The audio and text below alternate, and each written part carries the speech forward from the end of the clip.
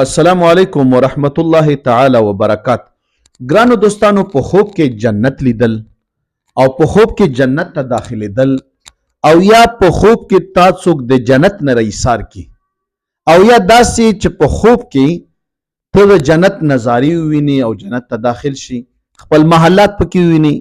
د دغه ټولو خوبونو تعبیر چې دا تاسو ته په دې ویډیو کې ملاويږي، خو ویډیو به تاسو اخره پر را سره ګورئ او زړه به نه تنګوي، ځکه چې د خوبونو علم دا یو علم دی او داسې علم دی چې د انبیاء کرامو په میراث کې ملاو دی.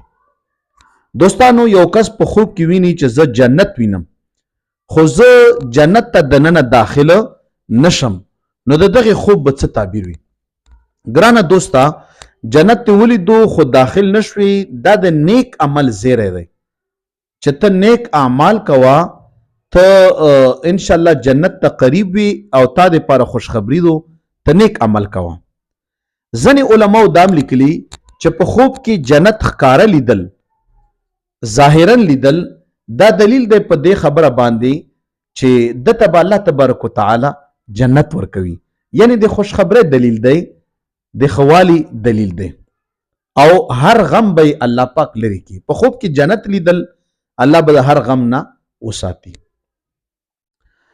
دریم تعبیر دا دی چې کچرته یو کس ته هغه وویني چې جنت ولیدو خو جنت ته داخليږي مګر جنت ته دننه داخله نشو، نو د دې څه تعبیر دی؟ د دې تعبیر دا دی چې دغه سړی د حج ارادي باوجود حج اراده کړی دا چې د حج کوي، خو د هغې باوجود د حج دی د قسمت کې بنوي، یا مثال په تور باندې کومې غزاله د تک اراده کړې ده د یو غزوی، خو هغې له به د اراده به سر ته نه رسیږي. دا تعبیر هم دی او دا تعبیر هم دی چې دی جنت ته داخلېدو کوشش کوي خو نشي داخلېدی، چې دی به د ګناه نه توبه وباسي خو توبه به نشي وښکای، داسې به دی په ګناهونو کې بند وي چې دی به توبه نشي ویستی. او بل تعبیر دا دی کچرته یو سړی جنت دروازې ویني او دی وغواړي چې جنت په دروازه داخل شي خو دروازې ورته بند شي، دا ډېر عجیبه تعبیر دی. جنت ته نږدې شو خو جنت دروازې په ده باندې بند شوي.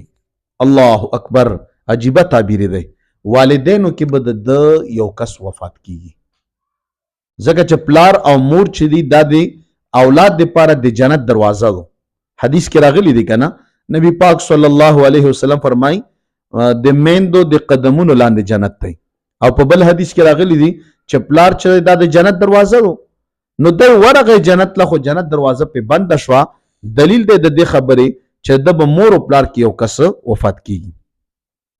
او کچرته یو کس ته هغه جنت دوه دروازې ولیدي چې بندې کړې شوي دي، دلیل دی په ده باندې چې د مور او پلار به دواړه وفات کیږي. عجیبه عجیبه تعبیرات دي دوستانو. د جنت متعلق یو بل خبر هم دو، او که یو سړی وویني چې د جنت ټولې دروازې په ده باندې بندې شوي دي او دوباره دته کولاو نشوي، ټولې دروازې د جنت دته بندې شوي دي خو دته کولاو نشوي، تعبیر دا دی چې دغه انسان نه والدین چې دي دا ناراضه او خفه دي. او یو دا کچرته یو سړی وویني چې جنت ټولې دروازې کولاو دي او چې کومې دروازې ته دی ننویستل غواړي نو داخلېدی شي، دلیل دی د دې خبرې چې والدین به د ده نه راضي وي. سبحان الله.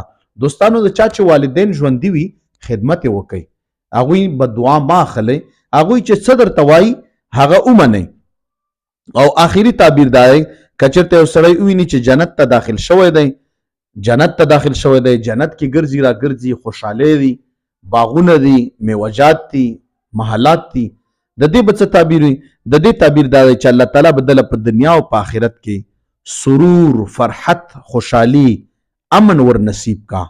الله تبارک وتعالی به دله امن ور نصیب کا. او یو تعبیر بل پاتې شو، هغه هم دوستانو را سره وګورئ.